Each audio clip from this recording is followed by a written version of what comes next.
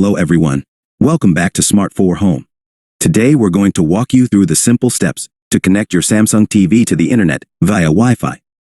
Whether you've just bought a new TV or are looking to troubleshoot an existing connection, we've got you covered. Let's start with the basics. First, make sure your Samsung TV is powered on. Once it's on, grab your remote control. Step 1. Power on TV. Press the power button on your remote to turn on the TV.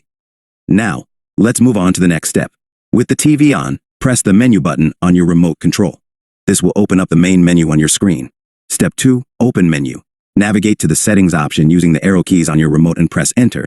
Inside the settings menu, find the general tab. Scroll down to network and select it. Here, you'll see the network settings option. Step 3. Access network settings. Click on network settings to access the menu where you can set up your Wi-Fi connection. Now, you'll see two options, network status and IP settings. We're interested in network status right now. Select it, and your TV will start searching for available networks. Step 4. Select network status. Wait a moment while your TV scans for Wi-Fi networks in the vicinity. Once the scan is complete, you'll see a list of available Wi-Fi networks. Find your network name and select it. Step 5. Select Wi-Fi network. Enter your Wi-Fi password using the on-screen keyboard. Be careful with uppercase and lowercase letters. Once entered, press done. Congratulations. You've successfully connected your Samsung TV to the internet.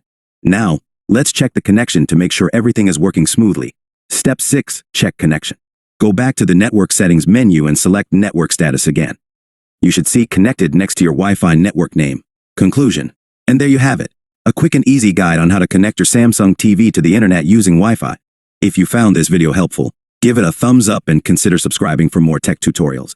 If you have any questions or need further assistance, drop them in the comments below. Thanks for watching, and I'll see you in the next video.